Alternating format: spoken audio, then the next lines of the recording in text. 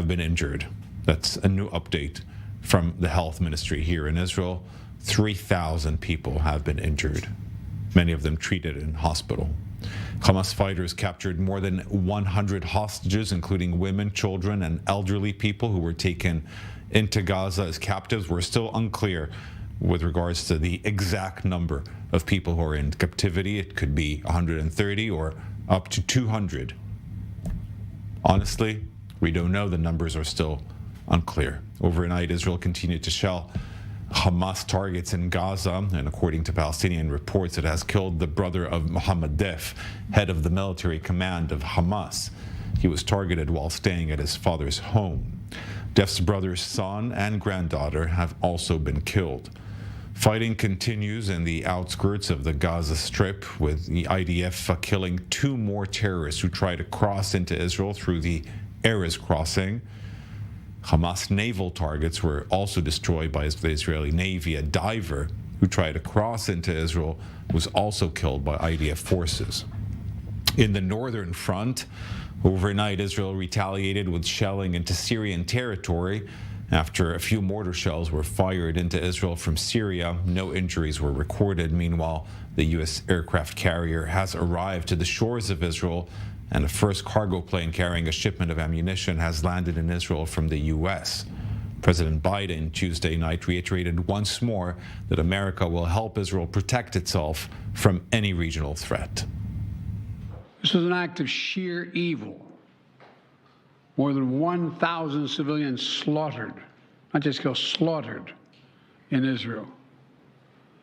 Among them, at least 14 American citizens killed. Parents butchered using their bodies to try to protect their children. Stomach-turning reports of babies being killed. Entire families slain. Young people massacred while attending a musical festival to celebrate peace. Women raped, assaulted, paraded as trophies. Families hid their fear for hours and hours, desperately trying to keep their children quiet to avoid drawing attention. And thousands of wounded, alive but carrying with them the bullet holes and the shrapnel wounds and the memory of what they endured. The Department of Defense has moved the USS Gerald R. Ford Carrier Strike Group to the Eastern Mediterranean and bolstered our fighter aircraft presence. And we stand ready to move in additional assets as needed. Let me say again, to any country, any organization, anyone thinking of taking advantage of this situation, I have one word: don't. Don't. Our hearts may be broken, but our resolve is clear. And Hamda Salhout is in Sderot with the latest on this barrage of rockets. We can see the smoke behind you, practically. Hamda, tell us about the recent developments in the city. Ariel, good morning. Around 9 direct hits inside the city of Sderot. The medical authorities are saying at least one person is moderately injured by shrapnel that fell.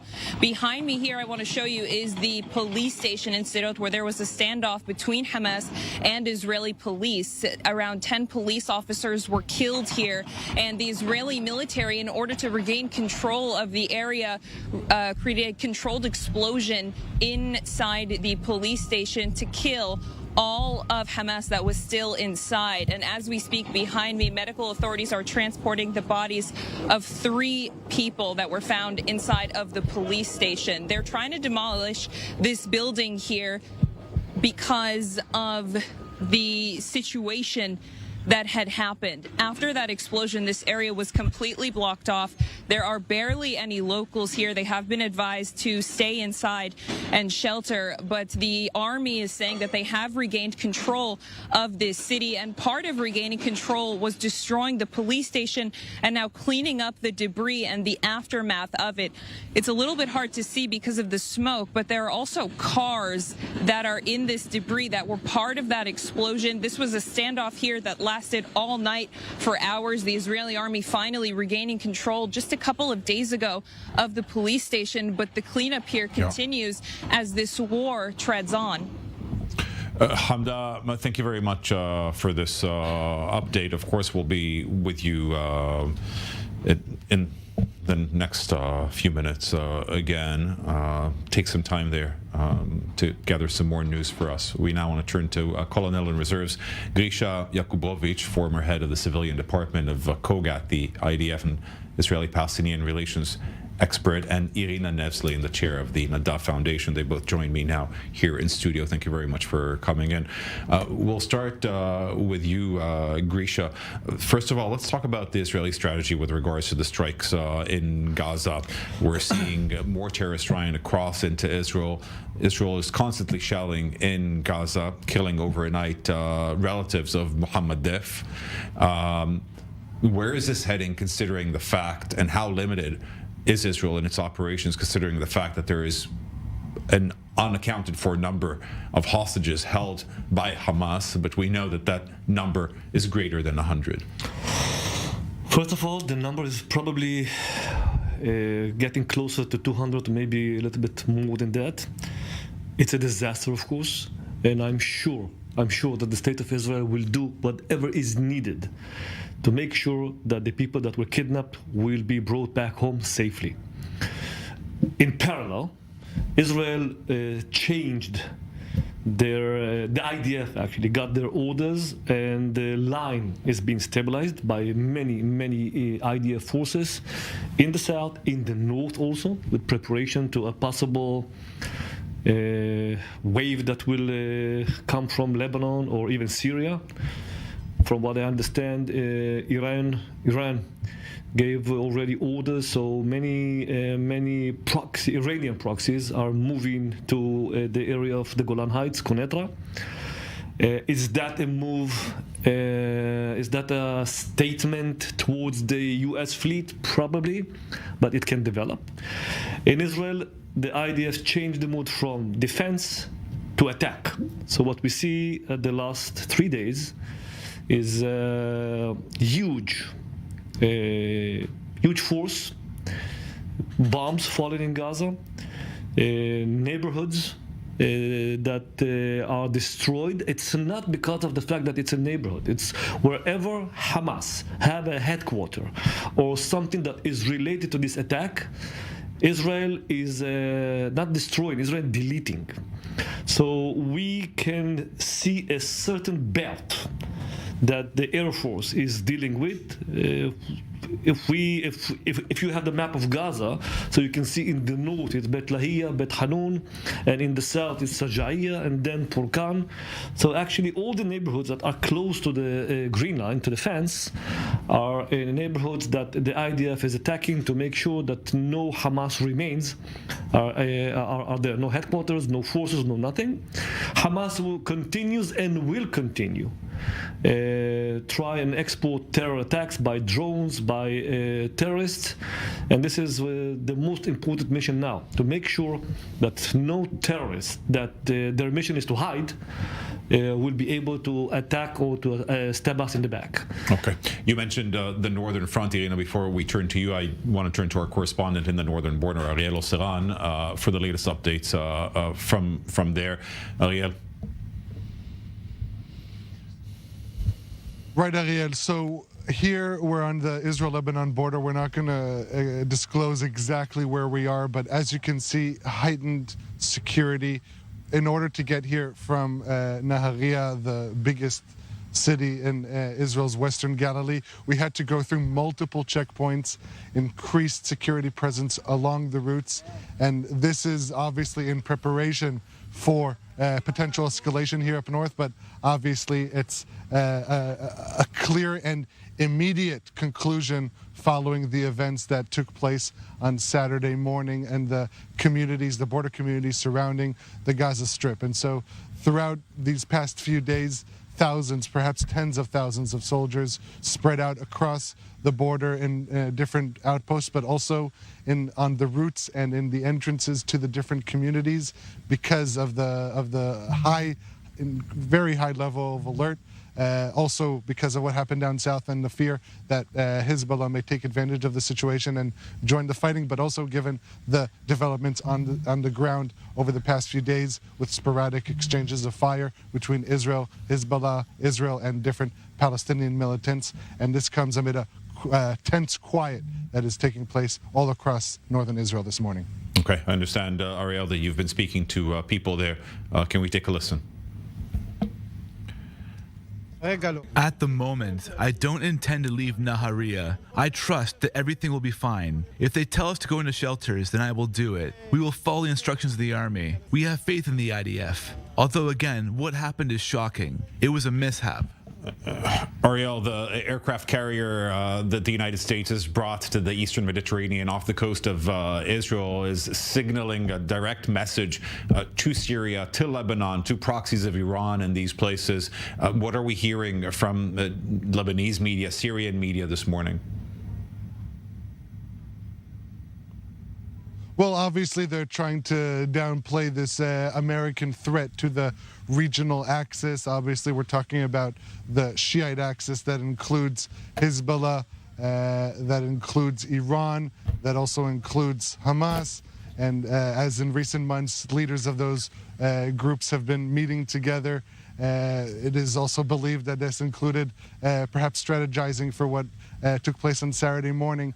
But as for this American presence, it's not only, it shows that there's not only supportive rhetoric coming out from the Biden administration with the very powerful speech yesterday that left a lot of Israelis very emotional, feeling that the U.S. president showed not only close what friendship with Israel is, but really took in what happened here and in a very emotional way, but also with these steps on the ground or at sea with sending the U.S. Navy's largest aircraft carrier in addition to additional warships.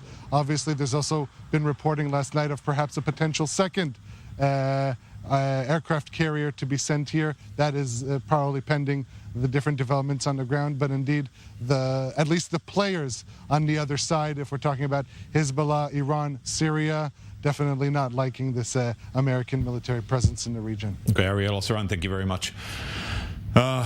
More than 1,200 people have died so far, have been murdered, killed, slaughtered by Hamas since fighting began on Saturday. More than 3,000 injured. I'm now joined in studio by Irina Nevzlin. She's the chair of the Nadav Foundation.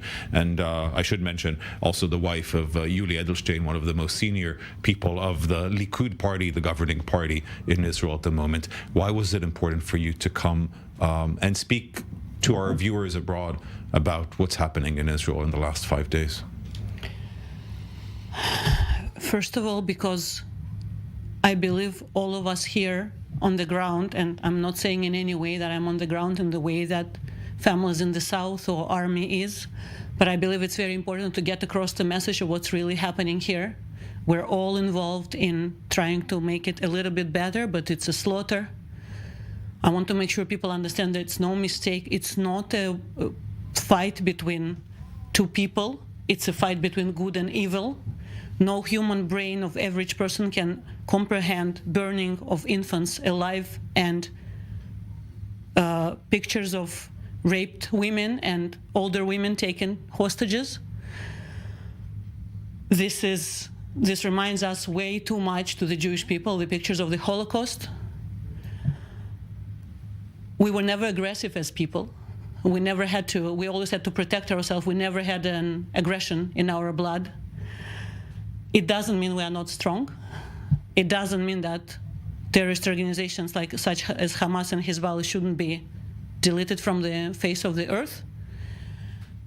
I'm proud of my people. That's why I'm here. I'm proud of what's happening on the streets of Israel, of the solidarity, of the ability to put everything aside and to help anyone and anyone.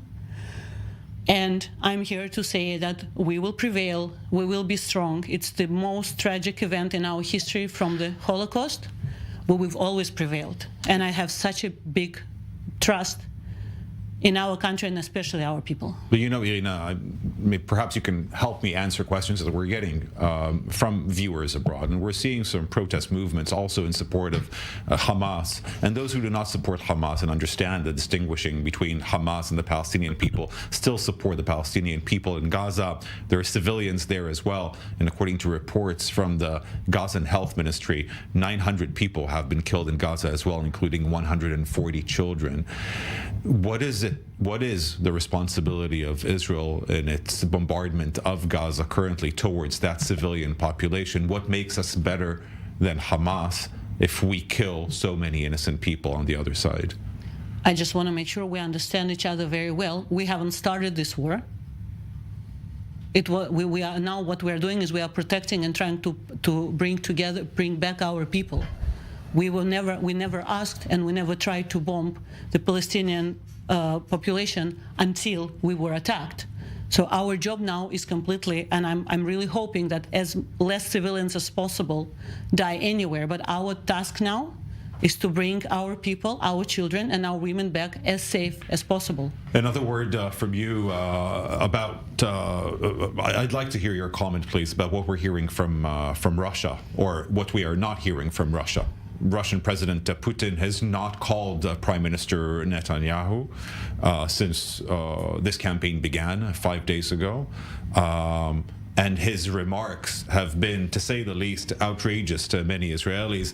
And I'm quoting, he's blaming the United States in the war and says, Israel has turned Gaza to a concentration camp. A short remark. Look, I think that expecting from human being like Putin to be a human being is a bit, at this stage, ironic. Animals are animals. What we are getting is evil, like it used to be. What we're getting also, you need to understand something that I know as a Russian speaker, is the level of anti-Semitism in Russia and in Russian language raised so dramatically. Not that it was ever low, but currently the anti-Israeli and anti-Jewish statements are very legitimate. So the expectations from him are, there shouldn't be any expectations. Okay, thank you. Irina Nevsky, Grisha, we'll be with you shortly. We do want to turn to IDF spokesman Daniel Hagari is speaking at this moment, and we would like to give you an opportunity to listen to what he says. I will, of course, do the translation work. Can we hear him? We have located 1,000 bodies of terrorists, and we imagine and suspect that we will find many more. This is the scale of the attack on Israel, and this testifies on the sort of fighting that we've seen in the premises of Gaza. They were intending to conquer the land of Israel. In our counterattack, we managed to chase them back into Gaza, and that is except a few terrorists that have been hiding in Israel, and those are the ones that we are chasing now. Tens of thousands of Israeli warriors, special units are there. 18 different terrorists have been killed by IDF soldiers in the last 24 hours.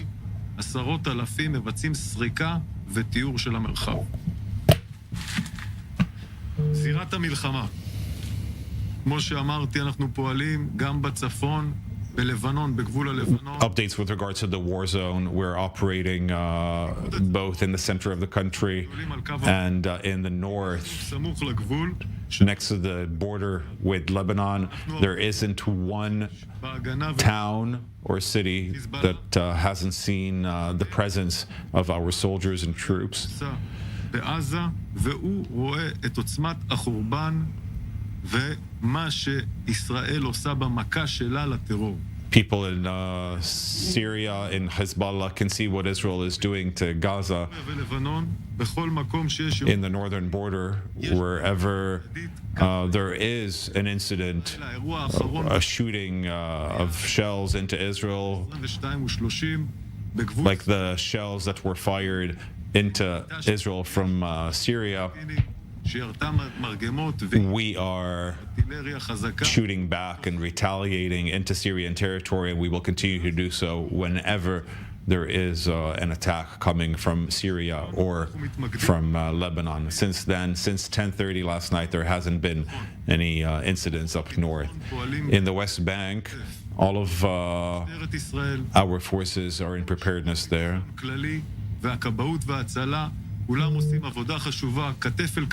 All units are working and operating together with the IDF, be it the firefighters, the police, Magen David Adom emergency services.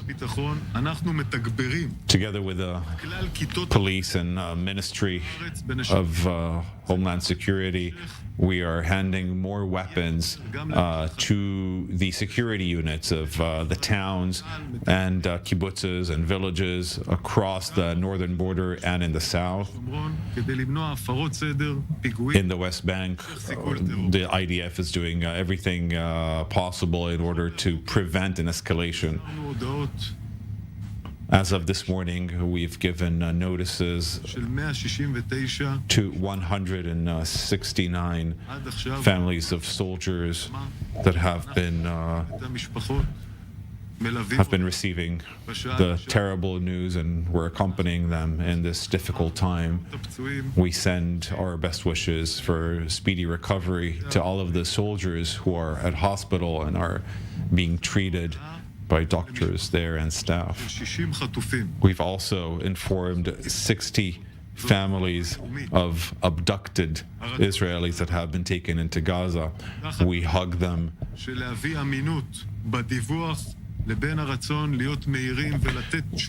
We're trying to strike a balance between being responsible towards reliable reporting of the number of people who have been abducted and their names. And this is our first mission, and we're trying to bring all the information as quickly and as accurately as possible. Starting 9 a.m. today, we've opened a new call center at the IDF with regards to the abducted. The phone number for this call center is 1229. That's the number for people to call, whether they have testimonies and can give some information, and whether it is family members. Nitzan Alon and Lior Carmeli will lead this effort, both of them retired generals in the army.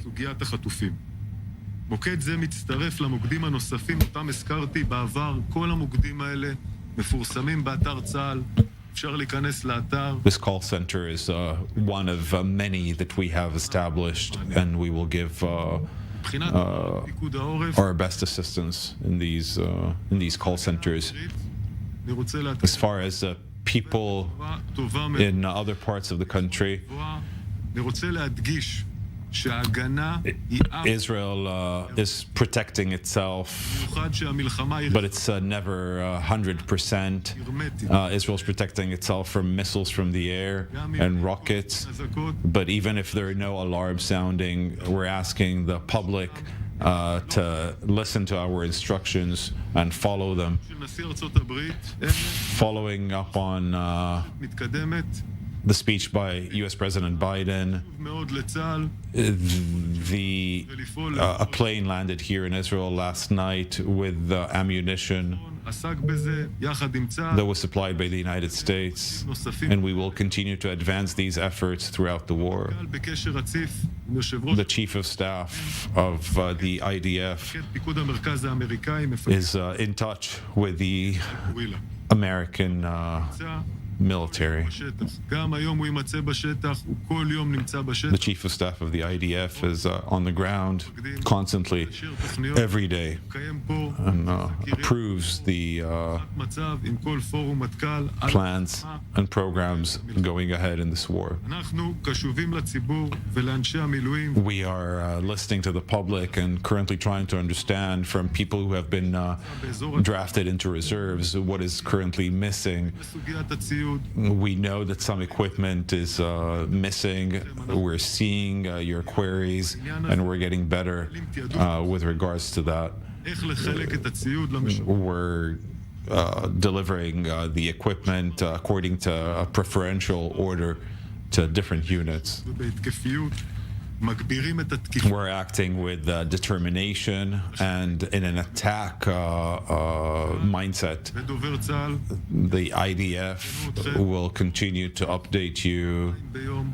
twice a day, and if we need to do it more often than that, we will. We will give you the exact portrayal of things on the ground, whether this is very tough or not. But we will ensure that these details that we provide are accurate. He's taking some questions now. Let's try and listen in. קודם כל אני מבקש לפנות למוקד החדש שאנחנו First, I think the question is about the abducted. מאמצים שונים. האחד As I was saying, there are אנשי מילואים two different למשפחות חטופים. lines of vectors of operation at the moment with regards to that. משפחה כזאת עם בשרים בשורות. One is with Leo Carmeli, former general. זו המלחמה בעוטף. תשמע יואב, זאת נקודה מעניינת השאלה הזו. Okay, this is already channel 12. Thank you to I'm still hearing channel 12 in my ear, so thank you very much now for taking it off. And now I do want to turn to Elad Levi. He's the uncle of a missing soldier, Roni Eshel. She's missing from Nachal Oz base since Saturday, I understand. Thank you very much, Elad, for taking the time and having the strength to speak to us in these days. Tell us, when was the last time you heard from Roni? The family, the last communication we had with Roni was on Saturday morning. It was at around 9:30 a.m. So it was, the attack started at around 6:30. At around 9:30 a.m., she sent a text message to her mother. It was very short and plain. Hi, Mom, I'm okay. I'm busy. I love you. That's it. That was the last communication. Tell me about your communication since with the IDF. We just heard the IDF spokesperson saying that they are trying to do a better job at speaking with some of the families of the abducted and the missing. What have you been hearing from Israeli authorities? We haven't heard, and I'm speaking, look, the parents are obviously the first line of communication and they get all the information, but we're there. We build, call it a command post in their house in terms of information and how we manage everything. We didn't hear any official or formal response. Nobody actually visited the family. As far as we're concerned, there was no communication. But, we're not, the parents and us, we're not going to sit still. So, and it's also the others. So Roni was not alone. She was with 20 other girls, and most of them, are still missing. And so we are gathering information collectively. We're chasing a lot of, pieces of information, trying to get a picture, but it's very difficult. Tell me about what you are managing to understand about what happened. You're saying she was with a group of 20 girls. By the way, what was her position? What was she doing in Nachal Oz? And what have you managed to learn about those hours of the attack? Sure. Whatever I'm going to tell you now, it is not officially and formally confirmed. And this is, I would say, again, to the best of our knowledge collectively. It's pieces of information. So Roni was in the communication center. She was actually in active. The girls, not all the girls stayed at the same place. She was at the CP, at the communication center of the base, with another, I think, 5 or 6 other girls like her, and another Golani soldier. What we know that the Hamas terrorists tried to get into the command center, but they couldn't. It was locked in. It was a secure room. So eventually they burnt it. There were people alive there, female soldiers, and they burnt it. The smoke, and again, this is against, it's here saying that it's a lot of information that we're getting pieces. So I'm trying to be careful because it's not an easy picture. The smoke started to get in, and the Golani guy, the only soldier, started to evacuate the soldiers, the female soldiers, one by one. He doesn't remember, he was saved, and 2 others, but the others, we don't know we don't know anything about them since that point. And since you're trying to gather this information by yourself, tell me about how you're working with other families. I know that there is a headquarters that was established by some of the families of the kidnapped and the missing. How are you sharing information with each other? So I think, they basically established a group, a WhatsApp group. This is the most common of communication these days, of the parents. And they are just talking to each other. Now you have to understand, it's like 20 branches of different branches. So we are in our branch. I can tell what we do. I'm reaching out to people that I know from my ex-military service, people that might be somewhere, know somewhere. We have another cousin. She's reaching out to all kinds of her friends. We have someone who's reaching to all the hospitals and taking care of all the hospitals. And then every piece of information that we get, all of us are just going out and checking in. We have one distant cousin who's looking for all the videos because we're not, even though I think that we've seen them all, that every video that we hear is going to look out. And I'm sure it's the same thing for the other 15, 20 families, but we're trying, and then we're trying to comprehend, and we're sharing information. Now, before we part, we are an English-speaking channel, and there are people viewing this in Europe, in the United States, in Arab countries as well, in the Gulf. Anything that you would like to say to them, to people, and to politicians, to people who might have some leverage over Hamas in Gaza? Yeah, absolutely. I think on a personal level, look, Ronnie's parents, they don't know the whereabouts and well-being of Ronnie. They are devastated. We can't breathe. Really can't breathe these days. I'd say on a more, bigger picture, Ronnie is one, and there are 1,500 like us, 1,500 other families. But that's not the whole story. Because the story there, that what happened on Saturday was a genocide. I know it's a very extreme word, but it was a genocide. Anybody who's seen what they've done there and how they've done it would notice immediately. The Hamas terrorists came in with one purpose and one purpose only: to kill, actually not to kill, to slaughter Jews. There are little children with their beheaded. Families got burned in their homes.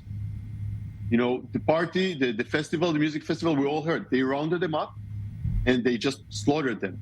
Now, I don't know if people know all the details. They slaughtered them so bad that a lot of the youngers there, they cannot be recognized. So what we've seen here is, crime against humanity on a level that we haven't seen. Hamas is not a Palestinian organization. It's a terror organization. It's ISIS. It's the brutality that we've seen from the Nazis. And people need to understand what happened on Saturday is a tipping point. It's a paradigm shift.